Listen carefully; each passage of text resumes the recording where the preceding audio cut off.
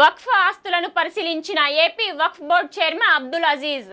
గుంటూరులోని పలు వక్ఫ్ ఆస్తులను ఏపీ వక్ఫ్ బోర్డు చైర్మన్ అబ్దుల్ అజీజ్ పరిశీలించారు. గుంటూరులోని వాసవి నగర్ మరియు రెడ్డిపాలెంలో నిర్కీ సర్వీసెస్ షాహీ జమియా మసీదులకు సంబంధించి 260 ఎకరాల భూములను పరిశీలించారు. అనంతరం గుంటూరు లాలాపేటలోని షాహీ జమియా మసీదుకు విచ్చేసి ముత్తవల్లీలు, పేష్ ఇమాంలతో సమావేశమయ్యారు. భూములకు సంబంధించిన వివరాలను అడిగి తెలుసుకున్నారు. వీటి అభివృద్ధి కోసం ప్రణాళిక రూపొందిస్తామని, ఆదాయాన్ని పెంచి నిరుపేద ముస్లింల అభివృద్ధికి కృషి చేస్తామని తెలిపారు.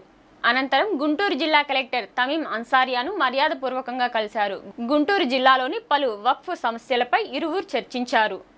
వారితో పాటు waqf board CEO Mohammed Ali, DRO Khajavali, జిల్లా మైనారిటీ సంక్షేమ అధికారి తదితరులు పాల్గొన్నారు.